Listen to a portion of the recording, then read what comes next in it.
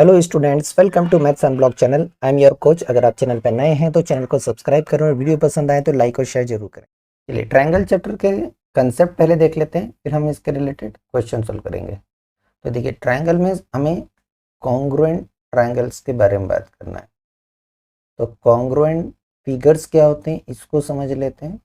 Congruent figures में आपको दो चीज़ें चेक करना रहती है। पहले चेक करना रहती है शेप और दूसरी चीज़ चेक करना रहती है साइज। अगर दो फिगर में शेप सेम है और साइज भी सेम है तो हम बोलेंगे कि वो कॉन्ग्रुएंट फिगर है। जैसे कि अगर मैं दो सर्कल बना रहा हूँ, यहाँ पर ये रहे दो सर्कल, इनका देखिए शेप तो सेम है ही, राइट। लेकिन अगर दोनों का साइज भी सेम हो जाए, मतलब अगर दोनों की रेडियस सेम हो जाए, इसकी रेडियस भी आर हो जाए और इसकी रेडियस भी आर हो जाए, तो इनका साइज भी सेम हो जाएगा, तब हम कहेंगे कि ये दोनों कैसे हैं, कॉन्ग्रुएंट फिगर है। तब ये दोनों कॉन्ग्रुएंट फिगर हो जाएंगे। ऐसे ही अगर हम स्क्वायर की बात करें, देखिए अगर मैं दो स्क्वायर बना लेता हूँ, एक ये स्क्वायर है, दूसरा ये स्क्वायर है। अगर मैं इनसे पूछूं कि शेप सेम है क्या, तो यस, दोनों का शेप तो सेम है ही क्योंकि दोनों स्क्वायर हैं। लेकिन अगर हम देखें कि दोनों का साइज अगर सेम होगा तभी कॉन्ग्रुएंट होगा। दोनों की साइज सेम होना चाहिए। मतलब साइज कैसे पता चलेगा, साइड से। अगर यहाँ भी साइड 5 सेंटीमीटर और यहाँ भी 5 है तब ये कॉन्ग्रुएंट होगा। अगर साइड अलग हो जाएगी तो कॉन्ग्रुएंट नहीं रह जाएंगे। तो शेप और साइज दोनों चेक करना है, तभी हम कहेंगे कि कॉन्ग्रुएंट फिगर है। ठीक है। ऐसे हमें ट्रायंगल के बारे में देखना है। तो ट्रायंगल, दो ट्रायंगल, इनको हम कॉन्ग्रुएंट कभी कहेंगे जब इनका शेप सेम हो और साइज भी सेम हो, तब हम कहेंगे कि ये दोनों ट्रायंगल कॉन्ग्रुएंट है। तो कॉन्ग्रुएंट के लिए हम एक सिंबल यूज करते हैं, ऐसा इक्वल का साइन, उसके ऊपर इस तरह से। तो ट्रायंगल की कॉन्ग्रुएंसी में बेसिकली 5 रूल हैं और वो 5 रूल हमको चेक करना है। जहाँ जैसा अप्लाई होता है वहाँ वैसा लगाना है। तो कॉन्ग्रुएंट ट्रायंगल में जो रूल्स है वो 5 रूल हैं। पहला रूल है SAS congruency rule. SAS congruency rule, SAS के लिए हमको दो ट्रायंगल चाहिए। तो देखिए ये रहा एक ट्रायंगल और ये रहा दूसरा ट्रायंगल। नामकरण हम कर देते हैं। ये वाला ट्रायंगल है ABC और दूसरा ट्रायंगल है PQR। इन दोनों ट्रायंगल का आप कॉन्ग्रुएंट कब रहेंगे, क्योंकि हमें केवल 3 चीजें चेक करना है। देखिए यहाँ पर SAS लिखा है तो आपको केवल 3 कंपोनेंट ही चेक करना है। तो इन 3 कंपोनेंट्स में से यहाँ 2 बार S लिखा है, मतलब 2 बार हमें क्या चाहिए, साइड, S फॉर साइड। तो हमें 2 साइड चाहिए। और एक बार A लिखा है, A फॉर एंगल, और एक एंगल चाहिए। 2 साइड्स और एक एंगल चाहिए। लेकिन कंडीशन, ये A कहाँ लिखा है, दोनों S के बीच में लिखा है, इन बिटवीन। तो ये जो एंगल है वो इंक्लूडेड एंगल होना चाहिए। इंक्लूडेड मतलब दोनों साइड के बीच वाला ही होना चाहिए। अगर हम ये ले लेते हैं कि ये AB PQ साइड इक्वल है, AB और PQ साइड इक्वल है, और ये BC और QR साइड इक्वल है, तो 2 साइड तो मिल गई हमें दोनों ट्रायंगल में इक्वल। एंगल जो चाहिए वो इंक्लूडेड चाहिए, दोनों साइड के बीच वाला। तो देखिए AB BC के बीच में ये आ रहा है B पर, और PQ QR के बीच में आ रहा है Q पर। तो यहाँ पर जो एंगल चाहिए वो एंगल B और एंगल Q चाहिए, तभी आप ऐसे इस रूल लगा पाएंगे। सिंपल ट्रिक अगर चेक करना है कि कौन सा इंक्लूडेड एंगल है, तो देख लो ये AB और BC दोनों में कॉमन क्या दिख रहा है, B दिख रहा है। इसमें देखो PQ और QR में कॉमन क्या दिख रहा है, Q दिख रहा है। तो B और Q वाला एंगल होना चाहिए, इंक्लूडिंग एंगल। नेक्स्ट रूल है इसका जस्ट ऑपोजिट। यहाँ 2 साइड एंगल थे, यहाँ पर 2 एंगल एक साइड है। तो ASA congruency rule. ASA congruency rule में अगेन वही 3 कंपोनेंट में से, यहाँ देखिए 2 बार A लिखा है, तो यहाँ पर 2 एंगल्स चाहिए इक्वल और एक साइड चाहिए। और यहाँ पर देखिए S दोनों A के बीच में लिखा है, तो ये जो साइड चाहिए ये क्या चाहिए, इंक्लूडेड साइड चाहिए। ठीक है। तो देखिए 2 ट्रायंगल के फिगर हम देख लेते हैं। ये रहा ट्रायंगल ABC और दूसरा ये रहा ट्रायंगल PQR। इन दोनों में अगर ये एंगल A एंगल P के इक्वल है, एंगल B एंगल Q के इक्वल है, दैट मीन्स यहाँ पर एंगल A इक्वल है एंगल P के, एंगल B इक्वल है एंगल Q के। तो इस केस में हमें जो साइड चाहिए वो कौन सी चाहिए, इंक्लूडिंग दोनों के बीच में। देखिए एंगल कौन सा पहले वाले में, ए और बी, इन दोनों के बीच में कौन सी साइड पड़ रही है, ए बी, इन्हीं से नाम बन रहा है ए बी। एंगल कौन से हैं, पी और क्यू, इन दोनों के बीच में कौन सी साइड बनेगी, पी क्यू, यहीं से नाम दिख रहा है पी और क्यू, ये वाली साइड चाहिए।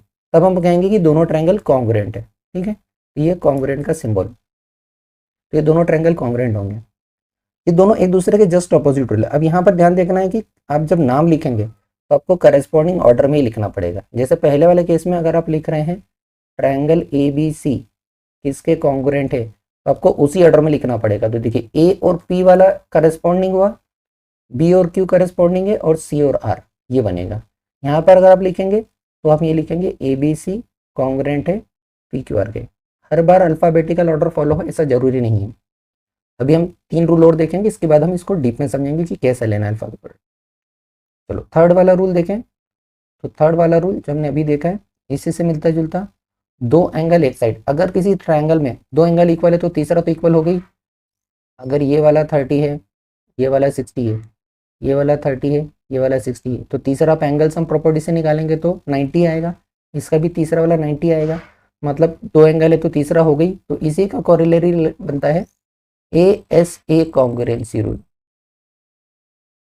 A S A congruency rule में देखिए यहाँ भी दो एंगल है, 3 कंपोनेंट में से दो एंगल इक्वल चाहिए और एक साइड इक्वल चाहिए, लेकिन यहाँ पर एस दो ए के बीच में नहीं लिखा है, तो यहाँ पर साइड कोई इंक्लूडेड नहीं चाहिए, नॉट इंक्लूडेड साइड चाहिए। ठीक है, जैसे हम यहाँ पर देखें दो ट्रायंगल, ये रहा ए बी सी ट्रायंगल और दूसरा हमारा P Q R triangle.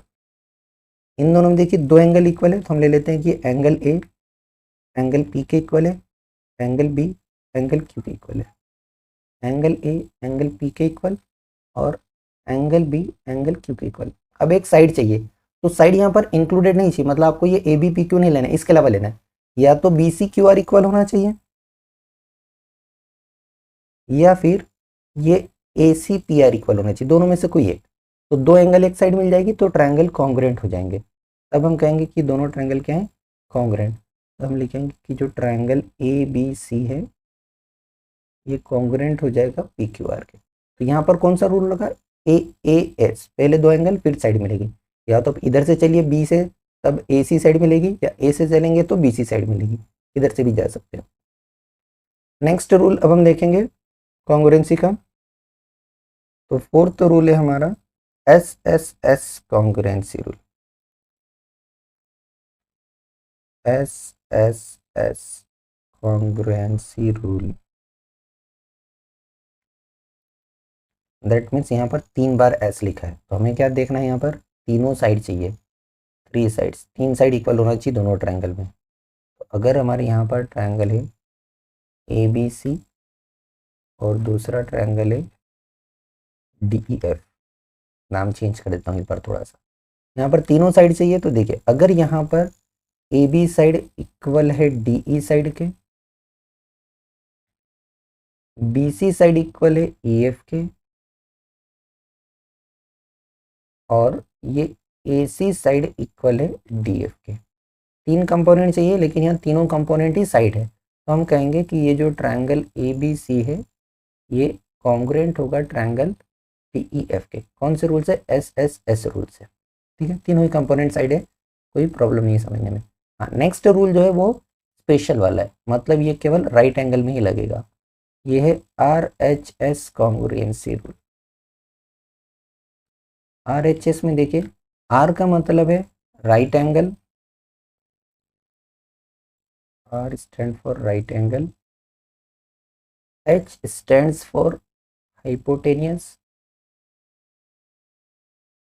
And S stand for side. तो देखिए राइट एंगल है, मतलब एक एंगल राइट एंगल ही होना चाहिए, तो ये अप्लीकेबल होगा केवल राइट ट्रायंगल में या राइट एंगल ट्रायंगल में ही लगाना है। जहाँ पर आपको एक एंगल 90 का दिख जाए उसी ट्रायंगल में ही अप्लाई होना है।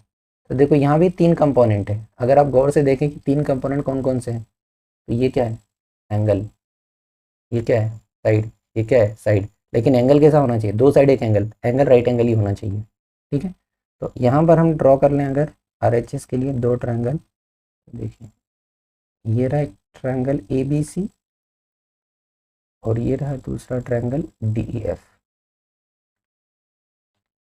रूल के हिसाब से क्या चाहिए, एक एक एंगल राइट एंगल चाहिए। अगर ये ए वाला एंगल 90 है और ये डी वाला 90 है, तो ये तो हमें राइट एंगल मिल गया, एंगल और एंगल डी दोनों 90 वाले, ये हमें क्या मिला, राइट एंगल। इसके अलावा हमें हाइपोटेनस चाहिए। हाइपोटेनस क्या होता है, 90 के सामने वाली साइड, ये बी सी है और यहाँ 90 के सामने वाली ई एफ, ये इक्वल चाहिए, ये बी सी और एफ इक्वल चाहिए, क्योंकि ये क्या है, हाइपोटेनियस है, 90 के सामने वाली साइड, राइट एंगल के सामने। अब इसके अलावा एक साइड चाहिए, कोई सी भी हो सकती है। अगर आप ए बी लेंगे तो ए बी के करस्पॉन्डिंग डी बनेगी, या तो ए बी और डी ई इक्वल होना चाहिए, या फिर ये ए सी और डी एफ इक्वल होना चाहिए, दोनों में से कोई भी एक। तो यहाँ पर कोई भी एक साइड चलेगी, तब ये दोनों ट्रायंगल कॉन्ग्रुएंट हो जाएंगे आर एच एस रूल से। तो ये triangle A B C congruent हो जाएगा पी ई एफ के आर एच एस रूल से। ठीक है, ये कॉन्ग्रुएंस रूल। तो अगर दो ट्रायंगल कॉन्ग्रुएंट है तो उनकी करस्पॉन्डिंग एंगल भी इक्वल हो जाएंगे और करस्पॉन्डिंग साइड भी इक्वल हो जाएगी। ठीक है, तो हर बार अल्फ़ाबेटिकल ऑर्डर चलेगा ऐसा नहीं है। ठीक है, जैसे यहाँ पर है ट्रायंगल ए बी सी और यहाँ पर मैं बना लेता हूँ टी क्यू आर। अगर हमें ऐसा दिया है कि triangle A B C congruent है ट्रायंगल टी क्यू आर के, तो करस्पॉन्डिंग एंगल कौन से इक्वल होंगे, करस्पॉन्डिंग साइड कौन सी इक्वल होगी। फिगर ऐसा भी बन सकता है, या हो सकता है कि ये ट्रायंगल आपको ऐसा बना के दे दें कि यहाँ पर टी, यहाँ पर क्यू, यहाँ पर आर। ऐसा बन गया तो बड़ी आसानी से बना लोगे, ऐसा अगर दे दिया तब कन्फ्यूजन होता है स्टूडेंट्स को। तो इसका एक ट्रिक है, समझ लो कैसे करना है। पहले हम एंगल का देखेंगे कि करस्पॉन्डिंग एंगल कैसे देखें। तो करस्पॉन्डिंग एंगल देखने के लिए, करस्पॉन्डिंग का मतलब होता है सेम पोजीशन। ठीक है, तो सेम पोजीशन में देखिए यहाँ पर तीन एंगल कौन से बन रहा है, पहले वाले में ए बी और C, angle A, angle B, angle C. Corresponding देखना है तो देखिए ए कहाँ दिख रहा है, पहले नंबर पे, यहाँ पहले पे क्या है, टी, तो ए और टी करस्पॉन्डिंग होकर इक्वल है। दूसरे नंबर पर यहाँ क्या दिख रहा है, बी, यहाँ दूसरे पर क्या दिख रहा है, क्यू, तो बी का करस्पॉन्डिंग क्यू बनेगा, इक्वल हो जाएंगे। और तीसरा देखिए आपको यहाँ क्या दिख रहा है, सी, यहाँ पर तीसरे नंबर पर क्या दिख रहा है, आर, तो सी और आर करस्पॉन्डिंग होने से ये इक्वल है। इस तरह से करस्पॉन्डिंग देखेंगे, पहला पहला, दूसरा दूसरा, तीसरा तीसरा। ठीक है, ये दोनों पहले पहले नंबर पे लिखे, ये दोनों दूसरे दूसरे नंबर पर लिखे हैं, तीसरे तीसरे नंबर पर लिखा है पॉइंट। अब हम करस्पॉन्डिंग साइड्स अगर देखना चाहें कि करस्पॉन्डिंग साइड्स कैसे देखेंगे, तो करस्पॉन्डिंग साइड्स देखने के लिए वही रूल लगाना है। देखिए यहाँ पर पहले ट्रायंगल में तीन साइड कौन सी बनेंगी, ए बी, बी सी और सी ए, ये बनेंगी।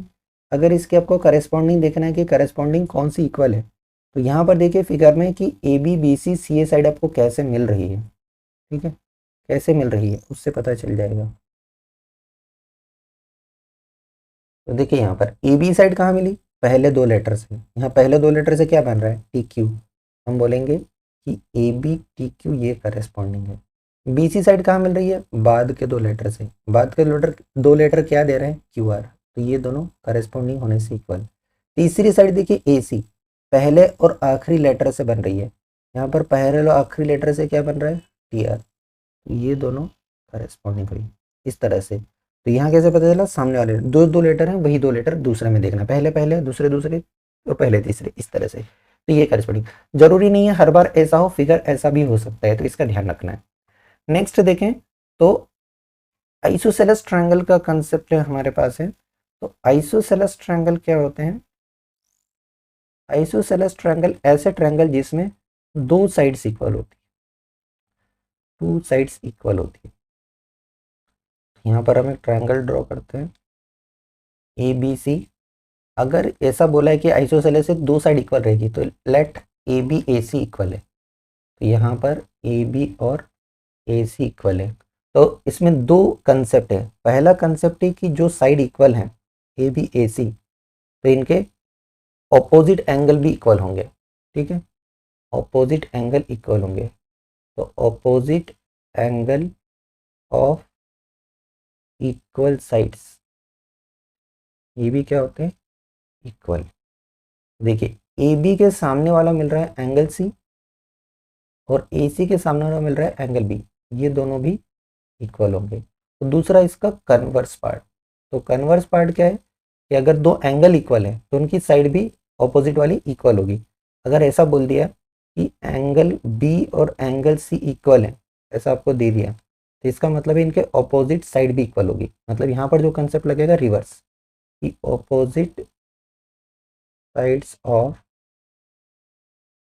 इक्वल एंगल्स ये भी होंगी इक्वल। देखिए यहाँ पर अगर हम ए बी एंगल को देखते हैं तो इसके ऑपोजिट में आ रही है ए सी साइड, और इस सी को देखते हैं तो इसके सामने आ रही है ए बी साइड, ये दोनों भी इक्वल होगी। ये आइसोसेलेस का कंसेप्ट, ठीक है। और अगर किसी ट्रायंगल में तीनों साइड इक्वल हो जाए तब उसको हम बोलेंगे इक्विलैटरल। तो इक्विलैटरल ट्रायंगल क्या होता है? इक्विलैटरल ट्रायंगल जहां पर पूरी तीनों साइड इक्वल होती है, all three sides are equal, उसको बोलते हैं हम इक्विलैटरल ट्रायंगल। जैसे कि यहाँ पर ये ट्रायंगल है पी क्यू आर, यहाँ पर तीनों साइड इक्वल है आपस में। तो देखिए पी क्यू, क्यू आर और पी आर तीनों साइड इक्वल है। अगर आप ये वाला थ्योरम लगाते हैं आइसोसेलेस वाली, तो अगर एंगल पी और एंगल क्यू इक्वल है तो इनके angle P angle Q equal होंगे कब? इनके ऑपोजिट साइड इक्वल है। तो तीनों साइड इक्वल है तो इनके तीनों ऑपोजिट एंगल इक्वल होंगे, पी क्यू के सामने वाला, क्यू आर के सामने वाला, पी आर के सामने वाला। इसका मतलब है कि इक्विलैटरल में तीनों एंगल भी इक्वल होते हैं, angle P, angle Q, angle R तीनों इक्वल होते हैं। अगर आप एंगल सम प्रॉपर्टी लगाते हैं तो तीनों का सम 180 होना चाहिए, मतलब ये तीनों 60-60 डिग्री के होते हैं। चलिए अब हम असर्शन रीजन बेस्ड क्वेश्चन करेंगे। जब भी इस तरह के क्वेश्चन करें तो ध्यान रखना है पहले आपको रीजन पढ़ना है फिर असर्शन पे जाना है, जल्दी समझ में आएगा। तो रीजन में बोला है if two sides and the included angle of one triangle are equal to two side and the included angle of the other triangle then the two triangles are congruent। किसकी बात कर रहे हैं यहाँ पर? दो साइड की बात कर रहे हैं, मतलब दो साइड की। और एंगल कौन सा बोल रहे हैं? इंक्लूडेड, मतलब दोनों साइड के बीच में आना चाहिए। तो दोनों साइड के बीच में एंगल आना चाहिए, तो दोनों ट्रायंगल कॉन्ग्रुएंट। तीन कंपोनेंट में दो साइड और एंगल इंक्लूडेड वाला, तो नाम से समझ में आएगा कौन सा रूल है ये एक्चुअली एस कॉन्ग्रुएंसी रूल की बात करना है, यही होता है ये दो साइड और इंक्लूडिंग एंगल, मतलब ये तो ट्रू है। अब असर्शन पे देखिए, दो ट्रायंगल दिए A B C D F, यहाँ पर ए बी डी इक्वल है, ए सी ई एफ इक्वल है, और एंगल ई के इक्वल है, तो दोनों ट्रायंगल कॉन्ग्रुएंट होंगे। इसको फिगर से ड्रॉ कर लेते हैं, समझना आसान हो जाएगा। तो देखिए पहला ट्रायंगल है ए बी सी, और दूसरा ट्रायंगल, यहाँ पर नाम लिखने से पहले करस्पॉन्डिंग जमा लेना। देखो यहाँ क्या बोला है, ए सी किसके इक्वल है? ई एफ के, और ए बी किसके इक्वल है? डी एफ के, ठीक है। इन दोनों में देखो कॉमन क्या दिख रहा है, इस ए बी ए सी में ए कॉमन है दोनों में, राइट। और इस डी ई ई एफ में क्या कॉमन है? ई कॉमन है। तो जहां पर ए आ रहा है वहां पर ई आना चाहिए, राइट। अब यहाँ पर कौन सी साइड इक्वल है? ए बी, ये रही ए बी, इसके करस्पॉन्डिंग कौन सी बनेगी? D E. ऊपर ई है तो नीचे डी आना चाहिए। देखिए बी सी नहीं चाहिए, हमें कौन सी चाहिए? ए सी, ये रही ए सी, इसके करस्पॉन्डिंग कौन सी बनेगी? ई एफ, तो यहाँ पर एफ बनना चाहिए, राइट। अब देखिए अगर आप ऐसे ऐसे रूल लगाना चाहते हैं तो आपको कौन सा एंगल चाहिए? दोनों साइड के बीच वाला। यहाँ दोनों साइड के बीच में कौन सा आ रहा है? ए। यहाँ दोनों साइड के बीच में कौन सा आ रहा है? ई। तो हमें एंगल ई और एंगल ए चाहिए, और यही हमें दिया है, मतलब सही दिया है। यहाँ पर ऐसे ऐसे रूल लगा सकते हैं और ट्रायंगल कॉन्ग्रुएंट हो सकते हैं, राइट। तो यहाँ पर ए बी सी, अगर आप देखेंगे कि ट्रायंगल ए बी सी ये कॉन्ग्रुएंट हो जाएगा ट्रायंगल ई डी एफ के, ठीक है। यहाँ पर ऐसा कुछ नाम नहीं दिया है, कॉन्ग्रुएंट लिख के दिया है केवल। तो ये दोनों कॉन्ग्रुएंट हो सकते हैं, यस बिल्कुल ट्रू है। तो यहाँ पर दोनों स्टेटमेंट ही हमारे ट्रू हो गए। जब भी देखिए अगर आपके दोनों स्टेटमेंट ट्रू है, असर्शन और रीजन दोनों ही अगर ट्रू निकल गए, तो आपका आंसर या तो ए ऑप्शन में होगा या बी में होगा, ठीक है। और अगर असर्शन और रीजन दोनों में से एक ही ट्रू है, एक ट्रू है और एक फॉल्स है, तो उस केस में आपका आंसर ऑप्शन सी या ऑप्शन डी में रहेगा। इस चीज को ध्यान रखना, ठीक है। तो अब देखिए हमारा आंसर या तो ऑप्शन ए में बन रहा है या ऑप्शन बी में बन रहा है, तो दोनों ही ट्रू है। अब देखिए ए में दिया है both assertion reason true and reason is correct explanation of assertion, और यहाँ दिया है both assertion and reason are true but reason is not the correct explanation of assertion. तो इस रीजन का आपने यूज करा है क्या असर्शन में? इस असर्शन को प्रूव करने में आपने एस रूल यूज करा है क्या? यस, हमने यूज करा है। दैट मीन्स ये रीजन असर्शन में यूज हुआ है, यूज हुआ है तो करेक्ट एक्सप्लेनेशन है। That means option A correct हो जाएगा।